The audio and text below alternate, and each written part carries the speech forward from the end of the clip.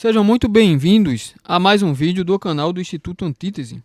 Obrigado pela vossa atenção, não é? Eu peço aos irmãos que compartilhem o vídeo, que comentem, que curtam, para dar mais relevância para o canal, ok? Se de fato esse conteúdo é importante para você.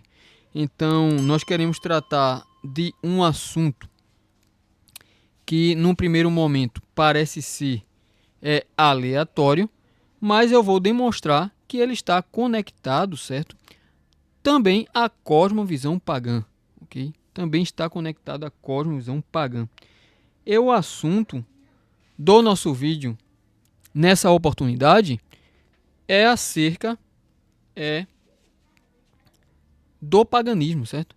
O tema é o paganismo e a ficção do pacifismo. Nós queremos abordar esse assunto em pelo menos dois polos importantes. O primeiro é o polo linguístico e o segundo é o polo teológico e cultural, ok? Então, para iniciar, nós devemos entender primariamente a origem e a intenção dessa ideia de pacifismo, ok? Dessa ideia de pacifismo, porque ela de fato não passa de uma ficção, não é uma ficção assim, impraticável e irrealista. Então, no primeiro momento, eu gostaria de fazer uma lista, não é? Que aponta de fato, de maneira concreta, os senhores do poder ocidental nessas organizações supranacionais. As organizações que financiaram, gestaram essa ideia de pacifismo, certo? Aplicado a um controle linguístico reeducativo são Clube Bilderberg, o Clube de Roma, Comissão Trilateral, Diálogo Interamericano, CFA, inclusive a ONU também. A ONU também, ok? Todas essas organizações, esses think tanks, por assim dizer, eles são ocidentais e eles são todos imensamente opostos, inimigos e perseguidores do cristianismo reformado, do cristianismo que eclodiu na Reforma Protestante. E eu diria ainda de toda e qualquer tradição e expressão cristã no Ocidente, ok? Para ser honesto e claro aqui, não é? Então, desde essa observação, nós entendemos claramente uma coisa: os inimigos relevantes, reais e perigosos do cristianismo não estão, eu diria, normalmente ao alcance de nosso pensamento apologético. E isso é, na melhor das hipóteses, um erro fundamental. Um erro fundamental. Por quê? Porque estes mesmos inimigos, eles fabricam, criam e movimentam exércitos de inimigos insetoides e, portanto, fracos e irrelevantes para ocupar a atividade apologética e intelectual cristã, enquanto eles mesmos sentem-se livres para nos atacar indefinidamente. E sim, visto dessa maneira, analisado dessa forma, eu quero pressupor de fato e pressuponho a permanência inerradicável da guerra religiosa no Ocidente. A guerra religiosa no Ocidente, ela na verdade nunca cessou, certo? Ela nunca cessou. O que acontece é que ela se desdobra em um outro nível, de uma outra maneira, não é? Então nós iremos aqui realizar uma penetração analítica para demonstrar a intenção e o modo pelo qual essa guerra ela se desenrola contra o cristianismo no Ocidente, ok? Então, é muito sabido que, e aqui é o argumento mais forte, né? Que não, eu diria, menos que 2 décadas e meia, não é? Houve algo assim muitíssimo grave e sério, né? Com a criteriologia para as traduções bíblicas. Um exemplo disso, nós vemos aí a confecção, a tradução, a produção de uma Bíblia focada para a cultura LGBT, não é? Implicando numa blasfêmia imperdoável contra Cristo, não é? Uma blasfêmia imperdoável contra Cristo. E isso deve ser dito sem temor, fria e claramente, porque é exatamente o que é. É exatamente o que é. O Ocidente blasfemou contra Cristo, permitindo que uma Bíblia profana, uma Bíblia satânica, fosse editada, ok? Então isso é algo realmente imperdoável e contribui para argumentarmos na direção de que existe uma reorientação e uma ressignificação da linguagem por um controle intencional da mesma que ataca diretamente os fundamentos dogmáticos do cristianismo em sua natureza antitética. Ou seja, o cristianismo ele deve perder qualquer capacidade e liberdade de expressão, de fala, de explicação, de ensino e de manifestação cultural. Inclusive, esse pacifismo, né, linguístico, ele se manifesta, inclusive, também sob o disfarce de liberdade de expressão. Porque a liberdade de expressão nada mais é do que um direito concedido, né? Um direito concedido, afirmam os estatistas, pelo Estado Democrático de Direito, onde ele é um instrumento da liberdade religiosa, definida também por esse Estado Democrático de Direito. Ou seja, uma falácia lógica fundamental. Fundamental. Quando, na realidade, quem tem o monopólio da liberdade de expressão é quem é livre em sua expressão, não é? E, portanto, não está limitado, certo? E fiscalizado por nenhum poder punitivo. Enquanto que o cristianismo ele está fiscalizado mesmo em sua atividade querigmática eclesiástica. Então, por exemplo, eu já participei, certo? Eu já congreguei numa igreja Assembleia de Deus, onde havia uma lista proibitiva de religiões e de temas que não deveriam ser mencionados, falados ou explicados de forma alguma. E isso foi, irmãos, eu acredito que em 2007 para 2006, né? Então já faz bastante anos, né? Bastante anos isso aí. E eu participei, eu congregava nessa igreja, né? Já naquela época eu discordei, naquela época eu já manifestei, não é, a minha insatisfação, porque de fato isso é um crime contra Cristo, né? Isso é um crime contra Cristo. Isso é algo que não pode ocorrer. Isso é algo é fruto exatamente da obtusidade da autoridade ministerial contemporânea, certo?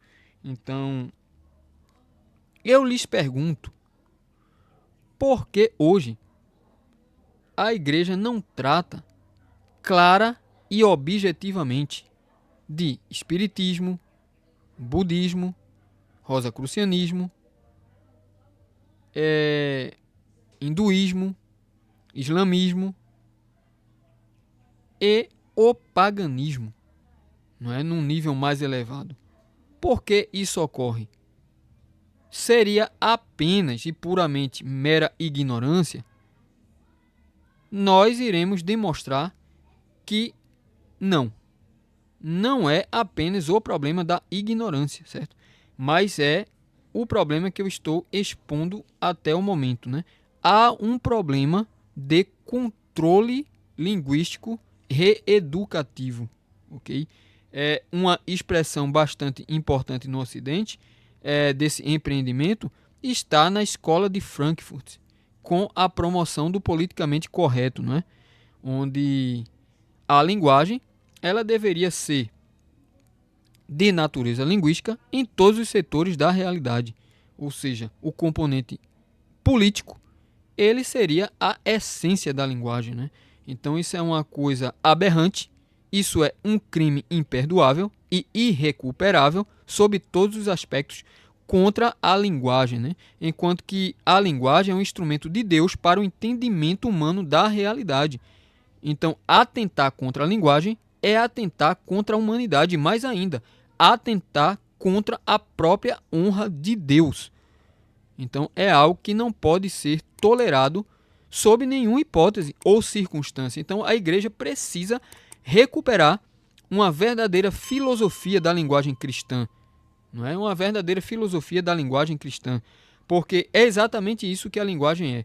A linguagem cristã, ela é religiosa, enquanto que a linguagem secular, ou budista, ou espírita, ou hindu, etc., etc., são linguagens discursivas religiosas. O próprio apóstolo Paulo, ele ensina isso claramente na primeira epístola, no capítulo 2, né? Me parece que é o versículo de número 13 ou 12, né?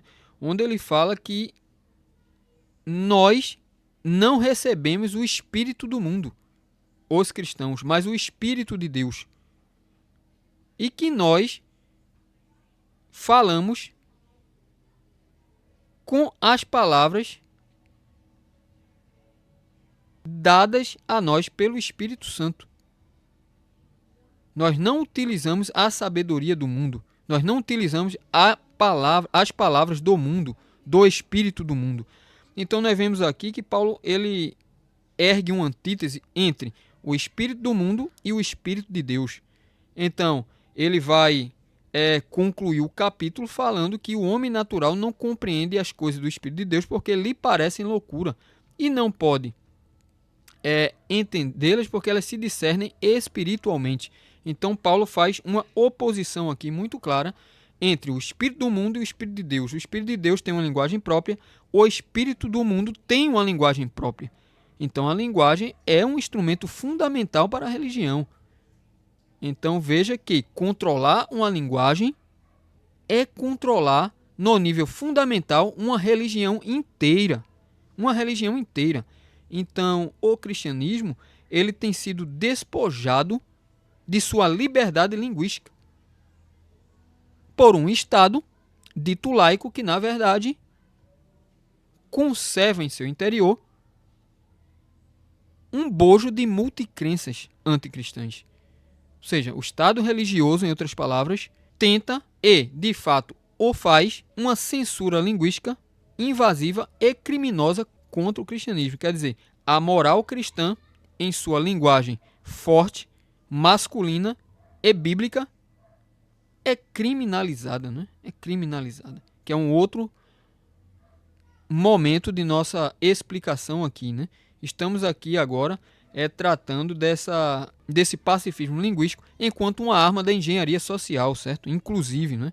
Então, a engenharia social é um fato científico do século XX, entendeu? Não é muito importante isso aqui, né? Nós vemos isso, por exemplo, com o pai da propaganda, né? Eu esqueço o nome dele aqui agora, mas ele foi Edward, alguma coisa, se não falha a memória, né? Se alguém souber, irmãos, vocês podem aí comentar no setor de comentários aí, né? Dos vídeos, entendeu? O pai da propaganda, né?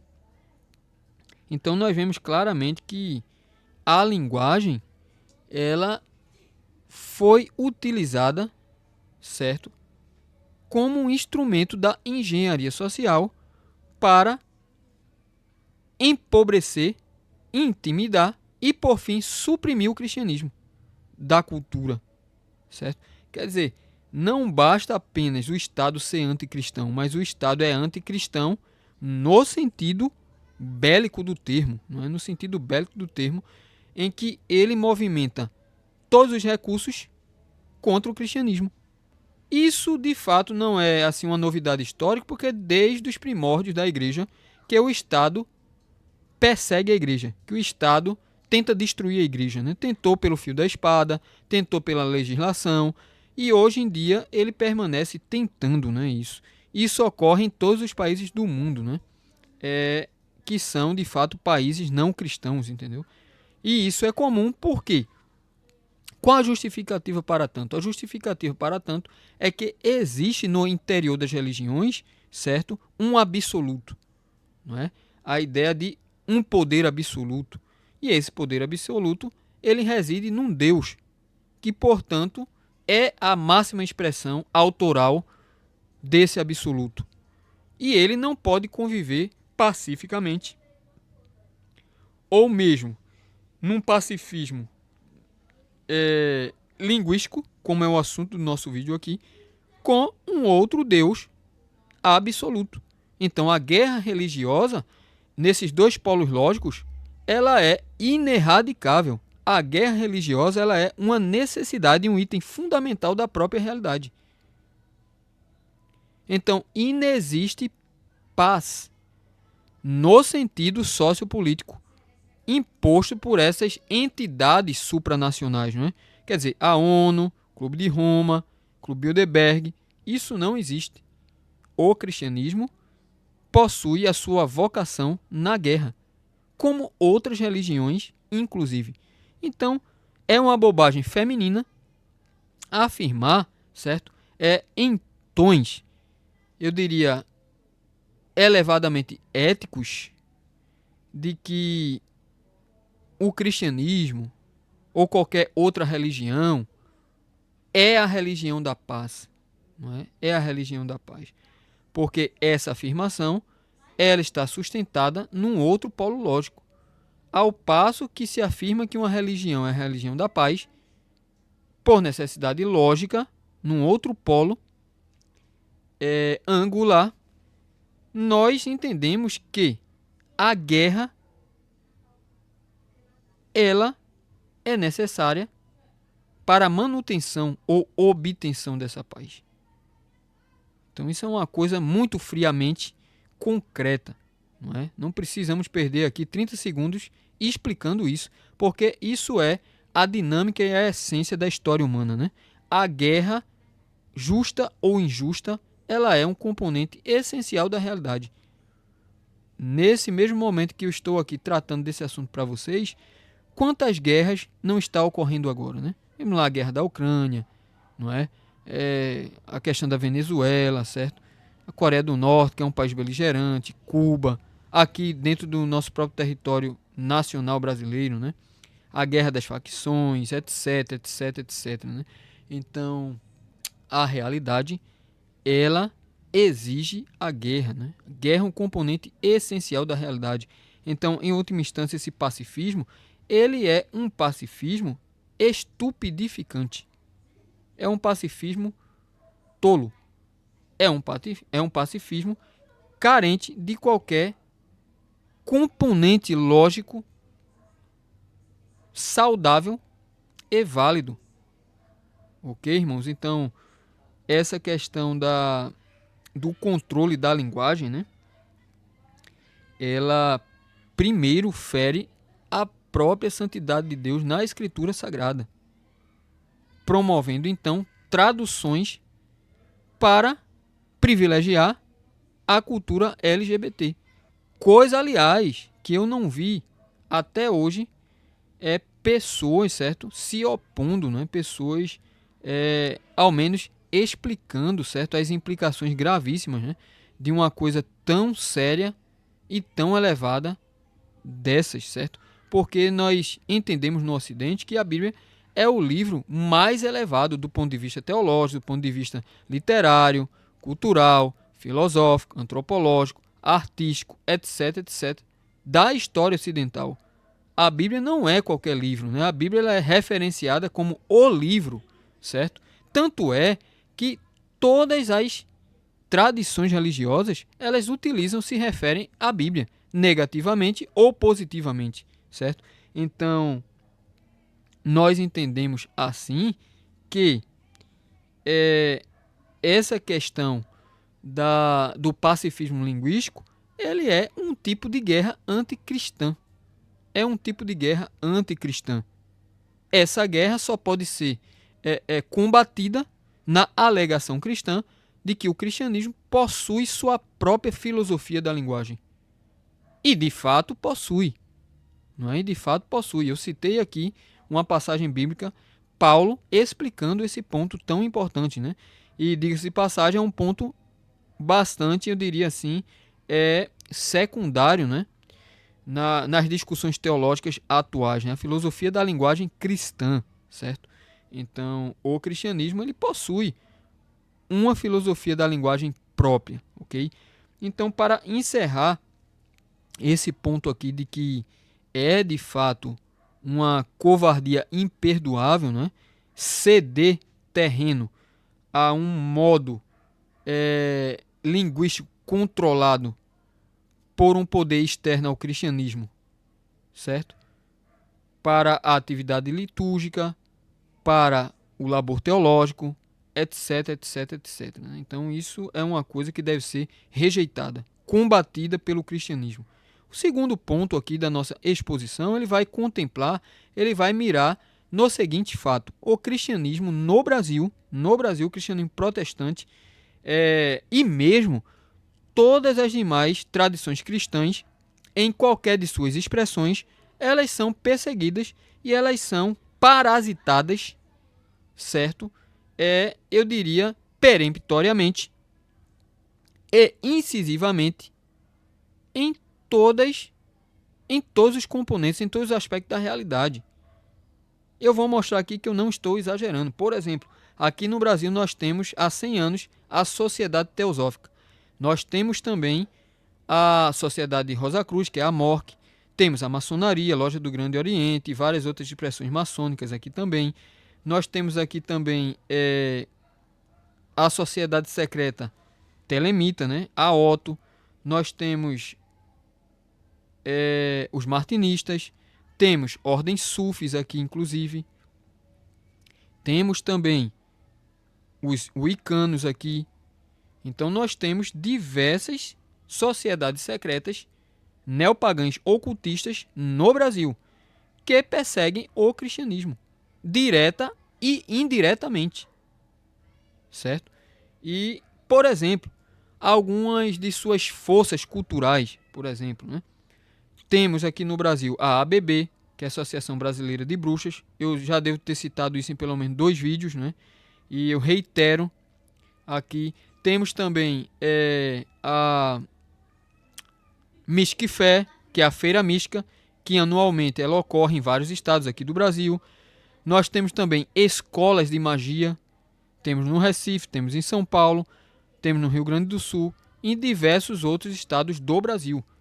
Então, aqui em pleno carnaval, estamos gravando esse vídeo para trazer a consciência cristã de que no Brasil nós não estamos numa colônia de férias e não estamos num país, eu diria, obtusamente pacífico. Porque o pacifismo ele é uma falácia vazia de sentido. Não há pacifismo nos assuntos da religião. Isso nunca ocorreu, eu diria, em nenhum momento da história. entendeu? Isso é, de fato, um item da coleção de opioides retóricos que o paganismo utiliza para simplesmente frear, para simplesmente atingir no nível psicoemocional o querigma cristão, onde o pregador, o expositor da palavra, ele se sente ali envergonhado e amedrontado, sobretudo em mencionar alguns pecados. E me parece que o pecado da vez, não é mais proibido e mais sensível de ataque, de ser condenado, é a homossexualidade ou a sodomia, né? A sodomia é o termo bíblico extremamente consistente e que deve ser utilizado, né? Eu diria, né? A sodomia. Então, a sodomia ela é criminalizada. Está errado, está proibido, está num nível ético degradante. O cristianismo condenar a sodomia, não é? E o interessante é o seguinte, olhando por esse lado, qual é o poder externo, já que vivemos num regime de liberdade religiosa ocidental, né? Uma república, né? Federativa democrática. Qual é o poder externo que indispõe, que criminaliza e que penaliza a fala do cristianismo nesses termos? Então nós vemos que é uma perseguição e uma condenação, uma incriminação discreta, tácita e onipresente. Não é? Por quê? Porque, infelizmente, nasceu no Ocidente algo como a cultura LGBT. Então a cultura LGBT ela é o ponto referencial a partir do qual eu devo me abster de atacar o pecado da sodomia, por exemplo, não é? Para não falar de outras coisas, né? Aqui, né? Por exemplo, zoofilia e etc, etc, entendeu? Então, a cultura LGBT, ela é uma coisa de larga escala, certo? E que está aí dentro do poder político ocidental, né? Dentro do poder político ocidental. Obviamente que esse tipo de fala, não é? Esse tipo de abordagem que eu tenho trazido aqui no nosso canal, ele é amplamente condenável, né? Dentro da estrutura psicoemocional fragilizada da nossa época, entendeu? Mas, no entanto, essa é a fala do vigor conceitual e intencional do pensamento cristão. O pensamento cristão detesta, odeia o homossexualismo, a prática da sodomia, certo? E da pornografia. O cristianismo é uma religião, certo? É de uma moral onipotente, de uma moral onipotente, onde o pecado ele é criminalizado, inclusive, não é? Hoje em dia nós vemos que a pornografia, principalmente na internet, é um item cultural. É um item cultural sem qualquer conotação moral praticamente, certo? Na maioria das pessoas a situação é exatamente essa, né? Então por isso nós vemos aí a fragilidade, né? Nos relacionamentos sociais, nos relacionamentos conjugais, porque o pecado moral ele foi ressignificado por uma engenharia social armada com um pacifismo retórico, aliás, linguístico, controlador daquilo que é eticamente louvável, virtuoso ou não, e por uma entidade estatal, né? Por exemplo, isso é ensinado amplamente nas escolas. Hoje você vai em qualquer escola e você vê lá a plaquinha de aviso contra o preconceito em relação à cultura LGBT, ok? Isso deve ser mudado, não é? E eu lhes asseguro de antemão que no final do vídeo vocês entenderão qual é a base, não é? Dogmática para eu me posicionar dessa maneira, certo? Então concluímos aqui dizendo o seguinte, que esses grupos esotéricos, neopagãos ocultistas no Brasil, eles têm um peso enorme. E eles têm um peso enorme exatamente nas esferas de poder. Exemplo disso também é o seguinte, que anualmente é comemorado no Congresso Nacional a data da chegada da maçonaria no Brasil. Então, eles fazem uma cerimônia em que homenageiam largamente e com sentimentos religiosos sacros a memória histórica da maçonaria. E a maçonaria ela é essencialmente, ontologicamente, teologicamente, antropologicamente anticristã. A maçonaria ela odeia o cristianismo. A maçonaria é inimiga da cruz de Cristo. Então, esse tipo de coisa que ocorre no nosso país já há décadas, não é? Sociedade secreta no Brasil, elas, pelo menos algumas, elas são de mais de um século, entendeu? De mais de um século.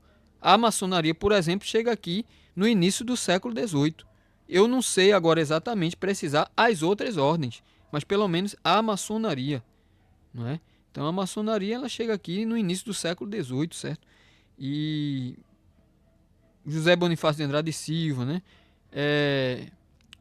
O imperador Dom Pedro II eram maçons. Rui Barbosa, entendeu? E assim por diante, né? Existem vários outros, né? Que eram maçons e que estavam no poder político, exercendo cargos públicos e influenciando a cultura. E ninguém, quando eu digo ninguém, eu desconheço, nunca trouxe uma denúncia efetiva, que eu saiba pelo menos, a público. Mas se fosse, por um outro lado, um ministro protestante, no poder do Brasil, como governador, como vice-presidente, então sim seria digno de todo ódio social. Então esse é o meu ponto. Então essa questão da liberdade religiosa deu todo o poder acerca dos assuntos para o árbitro, não é? Para a arbitragem nas mãos do Estado Democrático de Direito. E o Estado Democrático de Direito, ele é anticristão por necessidade lógica e histórica. Então, nós temos aqui um problema muito grave, que é o pacifismo nada mais é do que algemas culturais para que o cristianismo baixe a cabeça e tenha a sua cabeça degolada. E mais, eu diria que esse pacifismo linguístico controlador, ele é um problema que atinge mesmo o caráter moral do indivíduo. Porque você, afinal de contas, quando vai evangelizar ou quando você vai falar de Cristo para alguém, você, dependendo da situação, sente uma certa pressão moral em não condenar certas práticas, em não falar negativamente de certos grupos. Então note que o nível do controle é mesmo, ou estende-se até mesmo, à consciência moral do indivíduo, não é? Porque você entra em conflito sobre o que é moralmente verdade e o que não é, certo? Você fica numa dúvida, numa tensão, certo? Entre a paz sociocultural e a guerra pela verdade, não é? Então, um cristão, ele sempre deve conservar-se ao lado da guerra pela verdade. Sempre em qualquer circunstância. Sempre em qualquer circunstância. Então, para finalizar o vídeo, irmãos, para não ficar longo, né? Nós queremos ler aqui para justificar a posição de que o cristianismo, ele possui, certo? Uma filosofia da linguagem própria e de que o cristianismo, ele detém a sua liberdade de expressão religiosa a partir dele próprio e não a partir do Estado. Nós iremos ler aqui 2 versículos da palavra de Deus, né? É no livro de Atos dos Apóstolos, capítulo 17, o versículo de números 6 e 7. Nos diz assim: e não os achando, trouxeram Jasson a alguns irmãos, à presença dos magistrados da cidade, clamando: estes que têm alvoroçado o mundo, chegaram também aqui. Os quais Jasson recolheu, e todos estes procedem contra os decretos de César, dizendo que há outro rei, Jesus. Então, note aqui o elemento da filosofia da linguagem, né? Eles alvoroçam o mundo não simplesmente por serem homens ou serem mulheres, pertencerem a tal igreja ou não, certo? Mas simplesmente pelo sentido último do que falam, né? E o que é que eles falavam que levou a essa perseguição terrível, a essa loucura social nesse episódio bíblico? Exatamente a ideia de que os cristãos sustentavam o império cósmico absolutamente apenas na figura de Cristo e não César. César seria nada mais, no máximo, do que um mero súdito de Cristo. Então, isso os indispôs e causou uma hostilidade tão grande que imediatamente quiseram utilizar o Estado como árbitro da liberdade religiosa. Então, nós vemos aqui as fundações históricas, né, para a liberdade religiosa ser tomada e ser, eu diria, impiamente abusada pelo poder político. Pelo poder político. Quer dizer, o cristianismo ele deve subjugar-se à ideia de que a liberdade religiosa é de autoridade estatal. No entanto, nós vemos que isso é uma mentira. Isso é um crime de tirania contra a autoridade cósmica e histórica do Senhor Jesus Cristo. A igreja não deve curvar-se a essa cultura afeminada do pacifismo linguístico de controle. A igreja precisa falar a linguagem bíblica, redimida, orientada por uma filosofia cristã da linguagem. Esse é o nosso ponto. O cristianismo, ele não precisa de uma liberdade de expressão. Ele joga fora a liberdade de expressão. Ele é livre partindo de sua própria autoridade. E a sua autoridade não reside meramente na ordem social. A ordem social, ela não possui autoridade, porque a ordem social está firmada sobre uma autoridade mundana de César. Mas essa autoridade, ela deve ser destruída. Certo? Então, o cristianismo, ele é inimigo da ordem social, enquanto a sua autoridade reside na autoridade absoluta e cósmica de Cristo. E, portanto, uma autoridade política terrena, inclusive.